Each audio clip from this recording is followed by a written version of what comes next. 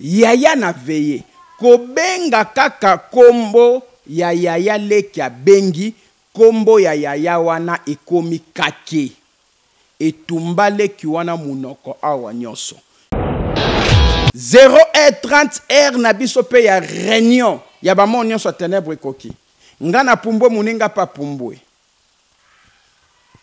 tango ekomi na réunion na butu muninga oyo esengeli siko panda réunion abenga kombo ya yaya sikoyo ye esprit wana oyo abalisaki yaya na ye ayebisa lobi ngongese koki bengelanga yaya no sa nini aya chéri na nga ya apaswe na réunion abongo nga na sala makambo na nga na sala kapo ba pratique ba mafuta ba pratique ba mai ba pratique ya ba secret ba pratique ya kobimisa ba sete ba pratique ya kobimisa ba mbisi ba ligorodo.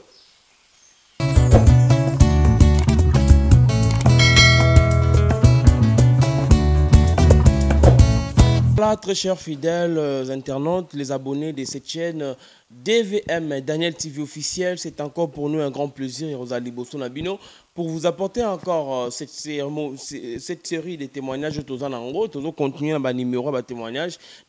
On a beaucoup retrouvé du début à la fin à témoignages Oyo. Alors restez branchés, connectés parce que c'est sur cette chaîne vous a édifié, vous a fortifié parce que le but de cette chaîne c'est de gagner les âmes pour la gloire de Jésus, annoncer l'évangélisation pour la gloire de Jésus. En Papa Daniel avant de kimiate azana sur na plateau le lopoto ba ko sola ko continuer na tina Italie ba témoignage et longo tolobi. Bonjour Papa Daniel. Bonjour frère Junior Diasso. Vraiment frère Dieu de Diasso. Frère Dieu de Diasso. Vraiment bonne santé papa. Santé za malamu na ngolo na Nzambe. Yesu Kristo yende mobateli malamu. Amen. Soki akobatela te oya kokengela akosala musala punda. Vraiment. Gloire soit rendue à Dieu. Papa, toujours continuer toujours dans série de témoignages. Oyo wapi, toujours Kobalo, je crois que c'est la 8e partie. Hein, je crois la 8e partie, toujours Koba. Alors, après, Maramnyo Koma Kiwana, Bapesio Elima, Moro Zarana, Yo, moi c'est Aboutou. Et après, maman est se retrouver dans Zem. C'est qu'est-ce qui était passé dans Kachuana Nyos? Bon, mon Nzambe, Alobi Nabiso. Na mokanda na Jérémie chapitre 1 verset 4. Alobi utana no botami te nganzambe sina yebaki yo. Uta ozalaki na libuma mama na yo nganzambe sina ponaki yo. Okozala mosali na ngai ya bikolo nyonso. Umoni nazoloba message oyo na ba Kristo nyonso. Na ba mama, na ba papa, na ba yaya, na ba leki. Soki bozana motu moko abebisami na kati ya ndako na bino oyo azali ndoki azali magicien azali charlatan bobanga te bokangama na Yesu Kristo milimo mabe mosusu ekimaka tango bozosala ba jeûne de prière milimo Nzambe aprotejaka libota tango bozotambola na vie ya sanctification na nzela na mabondeli tangu bozali pe na vie ya mabondeli yeba ke ebenganaka pe milimo mabe na libota tangu bozali kosalela Nzambe misala na bino ezokende kobuka boteli nyonso ya bandoki ya famille bateli mesaki puisque lokwa liboso na monde ya ténèbres soki bapesi mutu ndoki to mutu wana akoti na monde molili akomi occultiste to charlatan magicien sataniste féticheur eloko liboso diable akotinda ye atelemisa hôtel pona ko détruire libota alors hôtel wana ekobukana na misala oyo zosalela Nzambe na kati évangile na mabondeli na yo nde kobuka hôtel wana ozomona mwasi basemeki na ye omoni liboso bakubande kokoka ko maîtriser te parce que nazalaki na vie ya mobulu mwasi tango na ye kozwa mwasi wana na bali bokilo na basemeki basepeli balobi ezali occasion ndenge abali deja mwasi ezali occasion oyo na nzela ya mwasi oyo biso photo lukato travailler sikoyo mwasi oyo na nzela ya nzambe puisque mabondeli kokota na ndako wana na nzela nzambe puisque tozalaki na séparation déjà makasi basemeki bakomozwa mwasi na makasi bazomema ye église mwasi pa koti na kati eloba na nzambe akoti na chorale na église akoti na comité d'évangélisation ozomona akoti na comité d'intercession pour évangélisation na comité d'intercession etambolaka assemble na kati ya fepako azokende na basemeki 5 heures okomono la muki boye tellement nga na bandai kola muka retard taka na ndai kolala te donc kolala na ngai ezali de 5 heures donc na sisi ba mission ti heure mosusu 7 heures pour 7 heures efona la muka na banda misala po ba diable atindeli nga déjà batu na traité bakana bango okola muka botali azate yo zalaki wapi o nakendaki pa ba mama likolo kuna babengaki ngai makilele fwezala na ba prière ya baboti na nga ya papa na nga ya mama na nga ya bandeko na nga il compli na ye malgré ndako na nga ezalaki na molili alors mukolo wana na moi sirène o batiaki ngai ye femme de nuit na nga wana akokaki ko résister te pour moto ya prière o madame aki nango ekimisi sirène wana donc nzambe asalaki miracle place au diable akangaki lokwa nanu nayebaki nzambe te na nzela ya mabondeli ya mwasi na baboti na nga e mwasi azosenga mabote pa na nzambe azoseme mpo na yango na mabondeli ya papa na ngai sirène akokei kokota kati na biso te alongwaki akimi nde mokolo wana nzambe apesaki mwana et même mokolo wana bagangeli nga balobi mpona nini yo obengani sirène na biso deesse na biso nobinga na bengana nkete obi yo nde mutu obengani po topekisaka yo opekisa mwasi na yo akendaka epai ya batu na yo wana po bamemaka ye epai ya mutu na bango wana mutu ango nani batu na bango wana nani batu na Yesu Kristo. Donc, vous comprenez que ba kombo nyonso na monde ténèbre etangamaka. Mais kombo na Yesu Kristo na moyenge beni soki atangi yango eza kake na monde ténèbre. Ozomona bazalaki ya kutomboka makasi. Et tango batomboki baye kopesa nga ba mission ko sala nde na obaki na mission wana.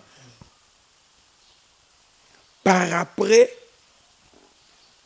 moi si ay koyebisa ngelo koyebisa kinga wana na sabotaki yango na okaki mabe na obianga na kozetumbu na kati ya monde ténèbre po apekisa kingelo koyo siko na mitu na kalelo ye diable azopesa mibeko na kanisa kinetsa za makasi orke nzamba bandaki kolakisa nga uta kala na bepreuve ke maître ozo salela azane makasi te ngai Yesu Kristo nazali nzambe naleki ye na makasi talo zana na misala molili me mabondeli ya baboti na yo na bandeko na yo na ya mwasi no azokikinde koluka esika bango bakangaki bapesaki condition mwana koki koya te mwana sali nini aye koya par après tangu mwasi azwi zemi diable a recommandé nga sikoyo nazwa mwasi o nazwa ki ya mibale wana na lukaye na bal nazwa na balaye yenda koma mwasi o nazo vivre na ye. Est-ce que vous comprenez quelque chose? Ba Christo bolandanga moi bien. Diable a utilisé kabasi ya mibale pona ko détruire bénédiction oyo nzambe atie na kati ya libota wana. Nga nazwaki mwasi ya mibale de façon que lokola bakangi ya liboso mabota na bota na oyo ya mibale. Or que diable azwaki oyo ya mibale comme candidat na ye oyo apreparaki déjà po yebaki ke quelque part na mabondeli wa nzambe akofungola. Sikoyo bayebisi nga mokolo moko te ndenge esi akomi na zemi wana yo kotikala kobima na ye. Makambo na yo nyonso ekomi pa mwasi ya mibale wana. Kolia na yo, kolala na yo, makambo nyonso repo na yo kuna awo kobanda koya kaka pona kosalela biso mosala. Papa, mwasi oyo bozalaki ne bolingo, mwasi oyo balaki amoni ke bolingo esali nini ekei. Mwasi ya mibale azwi reine. Quel sabotage! Mwasi akomi kolela. Akomi kolela bapara nanga. Bapara nanga bazo benkanga. Nakende. Monde à ténèbres lobi ko meka ko kendete. Bien aimé. Monde à ténèbres ko kabula yo na libota na yo oba ebi Yesu Christ. Quel manquement. Bande konanga basi bakoto bota maki libota moko. Basi bazaraki 6 libo et 7 liboso. Mibali tozalaki 4 na sima. Siko basi nde bayaya. Bakoya babandi kotomboka. Babandi koganga. Ozo sala bwe pona nini? Ozo nyokola mwana batu bwe pona nini? Ah bolongba. Na obima. Na kenatiki bango na koloba. Bazwi mwana, bazwi mwasi na balaki. Bakomo vandane kuna pana biso kobondela, mabondeli, ermoko ya zongi, atalambi biloko bwe na kolia te. Nazo milela libanda. Talo bali mwasi vanda kala mwasi, biloko lambaka, alambaka, oliaka te, bilamba na onyo sokola te bimi wana, ekomi na mwasi mibale, et comme officiel peut ok obalie moi si azana zemi koma torture nini akozwa suite ya torture wana eza nini diable azotinda na sala bongo potangu mwasi oyo azolela azonyokwama na bashoki wana asala avortement mwana wana sala nini abima yango bien aimé na ebisaka bino monde atie bana liboso bazalaka na bitumba. Mama kobota no ya liboso kangama na vie de prière. Alors, ti diable ko ebisanga tozotinda yo mission yo il faut sala nini ozwa mission oyo tozopesa na yo o voyager. Na ebisi mwasi nga na voyager na keba komba. Na kangi chambre na nga temple. Na tikeli mbongo na voyager na mwasi mibale. Mwasi ayo ki na voyager na mwasi mibale.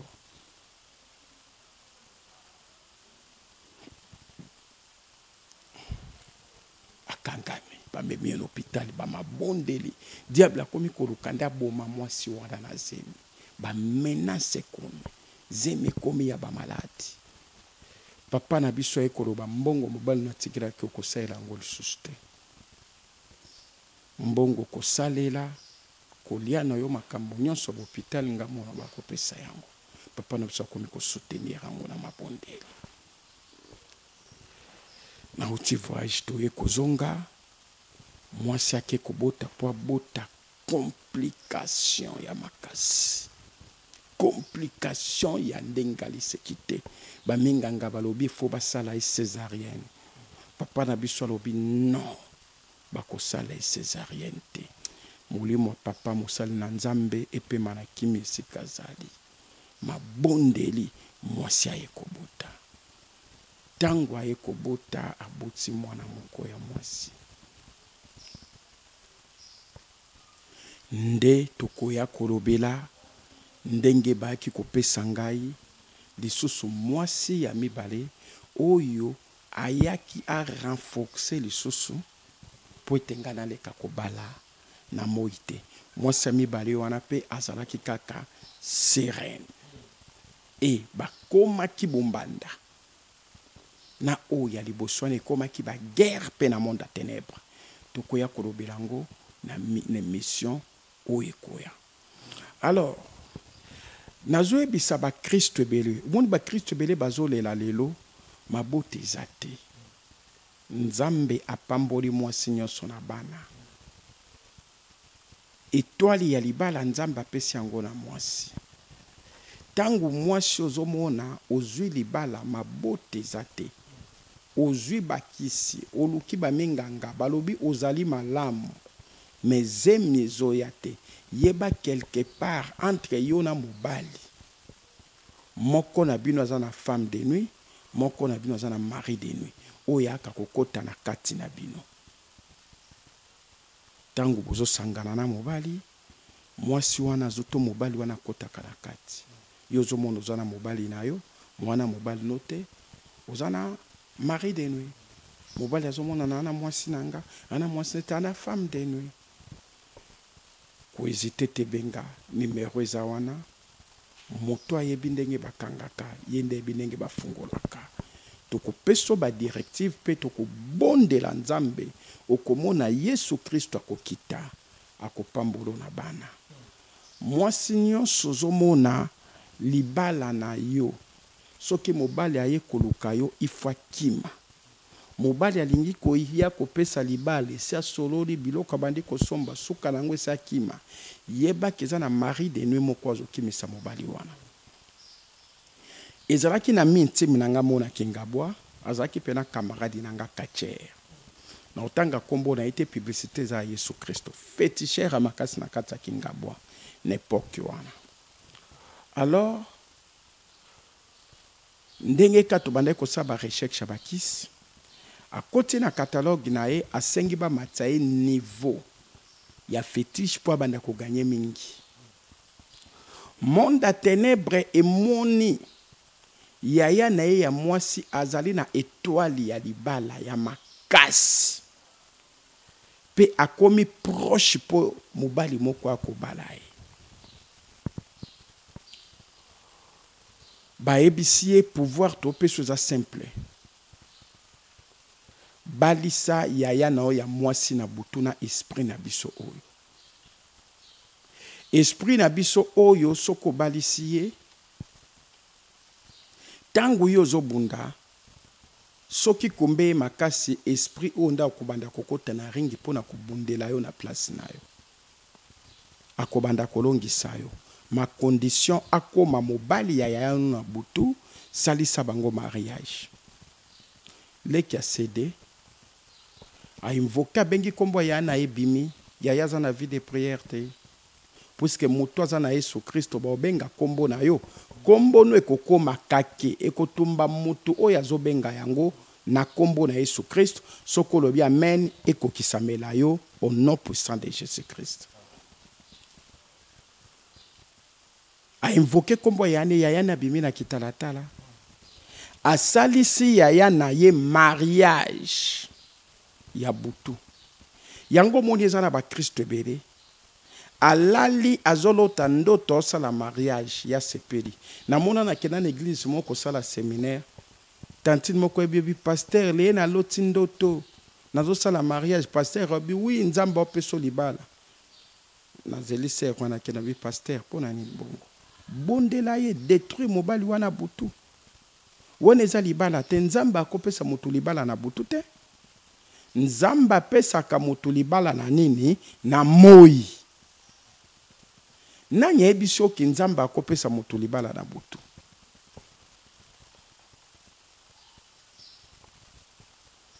Nzamba pesa ka mutu libala na butu te. Nzamba pesa ka mutu libala na nini na moi. Bondela senge pa na nzambe. Puisque molimo wana ya mari de nuit esaline mariage na butu wana ekima. Tangu tokoya kokota na point ba mari de nuit, tokolo bandenge ni ba mari de nuit basala na batu mariage na butu. Pour bato ba comprendre ba sini wana to kolobela yango. Et si to lobela yango mais awa to loba ki tozo banda be épisode. Pour to lobela ki yango na désordre. Mais awa tozo na be épisode. Pour ba na nzambe balanda banda première ti na be épisode da suka. Pour lelo o ezali 8e épisode. Tango salisi ya na ye mariage na butu. Master wana luya luye akomi ko bunda ba komba banda ko pola akomi ko gagner ba komba akomi na ko fronter bato ba kisi ya makasi talent mati bato ba komi ko ya bongange pa na yebele mobali ya na butu wana komi ko sa l'évangile ko ke ko kotsa ba mvutsema ba yi ba biloko ba mabale panzana po baya ko lukaya sala bonganga wana. Yaya zalaki yayo mona mibali bazo ya pa na ya ba mbongo ya banini me yaye komi mobali soka eka pa na ye alaki ye mbongo mobali wana tango kokenda moni yaya mwasi wana bimeli ye azo fina ye kingo. Donc ozo comprendre mari de nuit wana nde akomi kolata elongi ya mwasi ya master wana yaya na ya mwasi wana mari de noa la telongi na ye akebimela mobali wala kakembongo akefina ye kingo to mobali akomona bongo bien mwasi na lingi azandoki benda akimi ozande ko mwasi mibali bayaka na vi na yo bakima komitunaka eloko nini nga na sala mibali bakima kanga ezala mobali epano bimi na ye kaka benda mobali ayepa na yo alaki yo mbongo ifwa kima mobali ayepa na yo alaki yo libala ifwa kima eza na mobali moko abutu alata kelongi na yo tafo alata kelongi na yo nde azobimela mobali na yo wana kofina ye kingo. Alors mobali na yo wana na moi azomona kalingi mosandoki o mabali ezokima yo yango mibali bazokima yo ozolela nini. Yesu Kristo alobi na biso na Matthieu chapitre 11 verset 28 bino baeboza na ba problème tala boya na ba problème epai na ye yenda pesaka kimia. Alobi na biso na Apocalypse chapitre 3 verset 22 alobi na fongoli alléluia Yesu Kristo a fongoli porte aye ko beta porte ya motema na yo. Alobi na ye liboso ya porte na bino nazali ko beta nani oya koyoka mongongo na ngai alléluia afongola porte. Yesu Kristo akota na porte ya motema na ye. Bien-aimé, kofongola porte Yesu akota ezaka kananzelo se repentir oboya masumu okabwana na satana ondima Yesu Kristo lokola mokonzi pe mobikisi na yo. Yesu akota kati na yo ozwa bolimbisi ya masumu po Yesu Kristo azali lumière du monde. Soki akoti kati na yo molili ekimaka koluka délivrance na makasi te. Repentance yango nde mama délivrance et délivrance yango nde mama prospérité. Mutu moko takoki kobika sa repentance mutu po bika nzamba salela yo ezaka kananzela repentance. Soki o se repentir nde Yesu Kristo akokota kati na lokola lumière molili oyo ekanga yo ekokima ndozwi délivrance nde okolukelo komoko te na makasi prospérité koya yango moko vino ekokoma yesengo. Soko oyebi eza yo na nzela na témoignage mpona liloba oyo olobi amen esika ozali pe okomante amen tika ete Yesu Kristo akota likambo na yo aloba liloba moko kati na bomoi na yo ndenge ozoloba amen ekokisa mabongo na kombo na Yesu Kristo. Omoni yaya oyo akomi kolela mibali nyonso bakomi kokima ye tango azobetela lekine lisolo okomona sa motema lekine azoseka ye bien mobetela kanani lisolo olobi oyo ndeko na nga na botami na ye oyo petit frère na nga oyo petit sœur na yo kobosana te. Matthieu 10:36 ennemi ya moto ezali kaka propre ndeko na ye ya famille Muta kozala kaka ennemi propre ndekone ya famille. Ozolela nini? Ozolela nini? Secret za moko ba genou na se.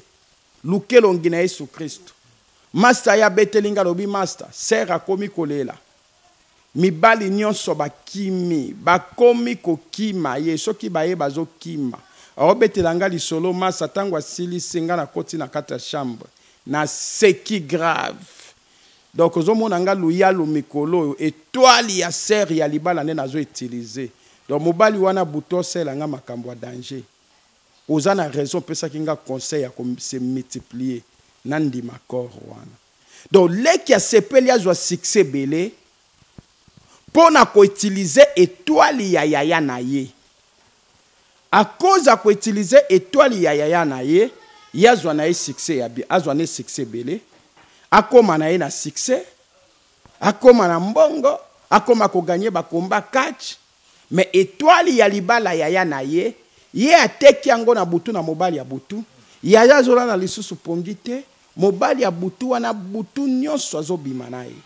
Bien aimé, ozali mwasi, olota kabandoto, chaque butu mobali ya bimaka na yo, ezana mutu moko na libota no abalisa yo. Oyo nyonso abalisa yo na butu, oyeba yo yeba ete, mabele fungwa memela ye na kombo na Yesu Kristo. Ndengo zoloba amen, pozo commenter amen, eko kisamela yo bongo au nom puissant de Jésus Christ. Pour te Bible lobi na biso nzamba tindaki liloba. Liloba ngo ezalaki moto. Moto ngo akotaki na molili, molili ekimaki. Molili nyonso ebalisa yo na butu. Oyeba yo yeba ete, ezala na libota na yo, ezala na quartier na yo vandi, ezala na monde à ténèbres. Oyo nyonso abimaka na yo na butu. Oyo nyonso abalisa yo na butu. Na déclarer lokola mosali na nzambe. O Yesu Kristo apesinga manda. Lelo po na problème na yo. O nyonso abalisa yo na butu. O nyonso abundisaka yo na butu. O yeba ye no yeba ye te. Mabele fungwa memela ye. Na kombo na Yesu Kristo. Ndengo zoloba amen eko kisama bongo. Pe commenter amen. Omo na bolamu na nzambe. O témoigner monene na nzambe lelo. Tangula yaya zolela. Leki azo seka. Po azo yeba ke makambune simbi. Nani abalisa yo na butu. Oza mobali olala kate. Mwasi ya butu ayelaka yo kaka. Eza na mutu moko abalisa na butu. Oyo nyonso abaliso mwasi ya butu. Mabele fungwa memela ye. Na kombo na Yesu Kristo. Eza na mwasi ya butu wana mabele fungwa memela ye. Ataza sirene. Aza sirene aza mutu aza envie. Esika zali. Ata na se ya mai mabele zali. Mabele fungwa memela ye. Na kombo na Yesu Kristo. Eloko nini est passé. Yaya baye kubenga ye.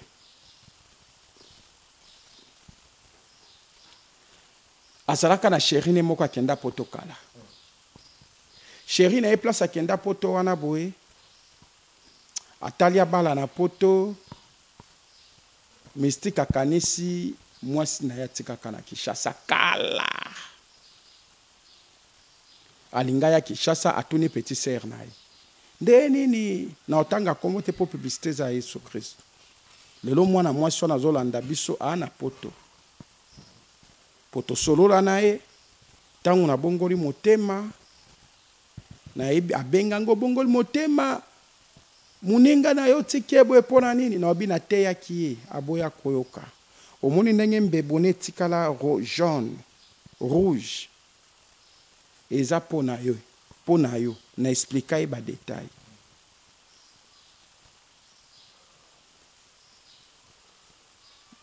Mobali ya poto atindi petit sœur no monela kanga chéri na nga wana boete nazo ya pena Kishasa soka zakaka bien il faut na bala ya bien na mona kaye rare mais na koluke lukela nga ya luka apesa ba contact ba koma obengana yaya siko ya betele kine lisolo alobi ndenge na boele kinanga siko ko idenga te yozo sali sabate bele bazar nga ya no ko sali sangate bien aimé nganga na ndoki baza moto moko ebele bateka bavi na bango pona kokende koluka libala na banda kwa banganga okanga mobali moko aza na mbongo akoma mobali na yo conséquence za moko Tango ozokota na ndako nganga wana yeba ke bana nyonso okobota esoteki bango tiki bango kuna na ténèbre. Yeba ke yo okozwaka mobali ya butu kaka na ndako nganga wana. Ebele bakoma na ba mari de nuit, ba femme de nuit, bazwa yango na bandako ya banganga. Tokoya koloba tango tokokoma na po ba mari de nuit. Ebisileki yo kosunganga te. Ngamna mibali bakomo ki manga ya poto ye yo azoya obetela ka secret na yo nani. Oh Seigneur. Likambwa secret obetela ka secret na yo nani. Secret na yo na Yesu Kristo nde muninga bolingo.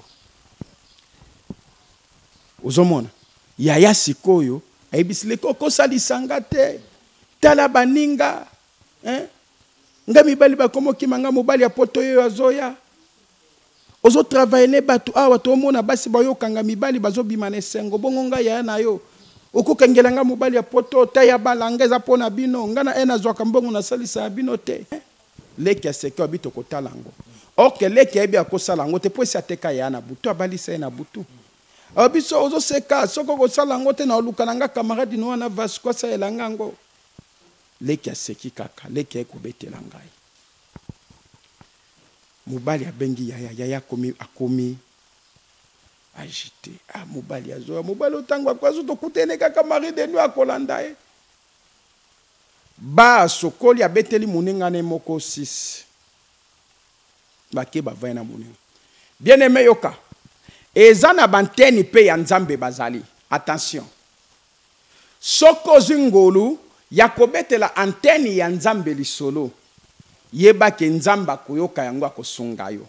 Mais soki ozwi ngolu te oke kobetela antenne ya diable lisolo.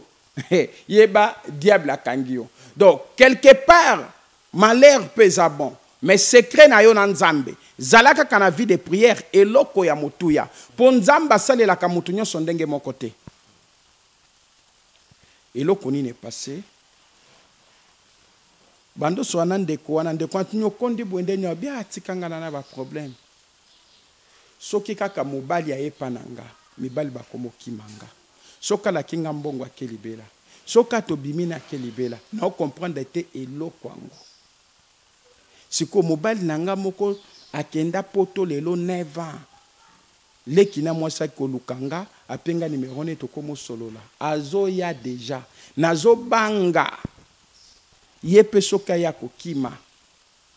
Leki nanga zo mutema mabe azo travailler batu. Olia travailler nga zo sekanga. Il faut kuna luka camarade ne mususu na Vasco. Munenga na ebiso habité. Mikolo yo tozana ba séminaire na église. Na tongo tozala na ba mabondeli na butu tozala kana veiller. Ponga na intercesseur na église, na intercesseur na église wana. Toketo mona pasteur. Toko ta prière, après prière, na sa pasteur ayamba yo to sol. Bien aimé, basala nzambe ya solo bazali. O baza be évangéliste nzambe, kasi baza mukie. Mingi batikali oyo zomona bango na kati ya ba pratique. Ba pratique ba mafuta, ba pratique ba mai, ba pratique ya ba secret, ba pratique ya kobimisa ba sete, ba pratique ya kobimisa ba mbisi, ba ligorodo. Ba pratique a kopesa ba mungu ba pigeon baza basali ya nzambe te esi batika nzambe kala wana baza be évangéliste ya diable tango zo kenda kana église wana ozwa ka bakasha 66 Yesu Kristo ayeko lukayo oyo azana maite azana mafuta te azana pratique moko te kaka na kombo na Yesu Kristo place bazali ba obia bandi turoyo to bwa kele grenade. Mais ngai naza na vraie protection o eza makila na Yesu Kristo. Nenga lobi na biso na Ephésiens. Alléluia. Ephésiens chapitre 6 verset 11 à 17. Apesinga bibundeli ya molimo, apeso pe bibundeli ya molimo oyo kolonga bitumba nayo. Alléluia. Soko lobi amen ekokisa mabongo na kombo na Yesu Kristo. Eloko nini passé bien-aimé. Muninga wana lobi tozali na ba prière, toi na séminaire. Na tongo tozala na intercession. Après séminaire na butu tozala na ba veille de prière. Toke tokuta na pasteur. Okota prière, église sina présenté na pasteur bokuta na bo solo la. ndeko azalaki na choix te oyebi mutu soki deya azobela oyo nyonso baplace nyonso bakomema kondima mpo azoluka solution ndeko akei église leki ya mwana ke tata azoseka benga na telefone obi yayaki église na obi yo fala kotinde pa na nganga na yeba ndeni na obloqué bien obi na comprendre te mpo na sekaki na ese problème tata okende kuna yaya kote église asilisi tango asilisi kamana protocole intercesseur amemi pa pasteur basoyi na pasteur obi nani eloko opeso te ka Yesu Kristo ayambisi Yesu Kristo obi ozolala veye awa lobi na tongo président évangélisation akozwa mpo bakende kopesa o baptême yaya ndimi baprie azongi na ndaku azwi bilamba pasteur ayebisi ezala secret na ndako koyebisa motu te ezala ndekono wana kacher koyebisa ye te yaya ayezwa camarade na ye bamati veye na butu wana veye de prière ebandi 0h30 na biso mpe ya réunion ya bamoni nyonso ya ténèbre ekoki nga na pumbwe muninga pa pumbwe tango ekomi na réunion na butu muninga oyo esengeli siko panda réunion abenga kombo ya yaya poste soki réunion monde ténèbre ezosalama besclave nyonso babimaka na kati ya réunion batindaka bango bamisala kolamba bamisala ezalaka ebele kokata bazamba kopepa bambisi na bamai batinda bo bamisala ezalaka ebele sikoyo ye esprit wana oyo abalisaki yaya na ye ayebisi alobi ngongese koki bengela ngai yaya nosa nini aya sheri na ngai ya aparticipe na réunion abongo nga nasala makambo na nga nasalaka mpo ndenge amesana ntango leki osala réunion akobenga yaya bimi esprit na récupérer yaya bakongosangisa na yaya nzoto ndomoni place moto alali azosentir babiloko wana yaya na veye kobenga kaka kombo ya yaya leki abengi kombo ya yaya wana ekomi kake etumba leki wana munoko awa nyonso yango na déclaré na kati na tongo ya lelo oyo nyonso akobenga kombo na yo na kati ya monde ya ténèbre oyo nyonso abelelaka kombo na yo pona kobimisa yo na ba réunion ya bandoki oyo nyonso abelelaka kombo na yo pona koutiliser yo na butu lokola mwasi na ye oyo nyonso abengaka kombo no pona koutiliser yo na butu lokola mobali na ye na déclarer na kombo na Yesu Kristo o ezali kola ba kombo nyonso soki ba bengi kombo na yo na butu lelo kombo no ekoma kaki ya molimo mosantu etumba bato bakobenga yango minoko na kombo na Yesu Kristo bazika na minoko na bango pe balapa kobenga kombo na yo esiko zali soko yebi eza yo nde nzamba zosalelo makambo oyo loba amen pe commenter amen na kombo na Yesu Kristo ekokokisemela yo yaya leki abengi kombo ya yaya po yaya bima na réunion apesa ye mobali abalisaki na butu kombo ya ye komi moto etumba leki munoko leki azika na kete réunion bandoki aganga yaya ye bielo kote ye na veye na tongo bameme libati yaya ya lobi na tongo aya kokuta leki munoko nyonso awe komi rouge moto etumbi awo atuni leki nanga boye nini alobi fièvre moko esalaki nga na butu fièvre nini esali yo na butu o na mbala moko munoko nyonso awa mbebo nyonso awa boye komi rouge ya moto leki wana masana benga na ye na talie na bandina no koseka ye obi na comprendre na bengi kombo yaya moto etumbinga awa na batindinga na bengi lisu na obi na kokokate ndenge naza na oyo ka chaleur danja moto lokola eza moto oyo ataka nzambe moyepa ke nango pitali ezate po interdit na monde à ténèbres ti lelo o tozoloba leki wana tikala munoko rouge moto wana etikalela ye alapa kombo yaya libala wana ekufa na butu yaya wana mobali wana poto abalaki ye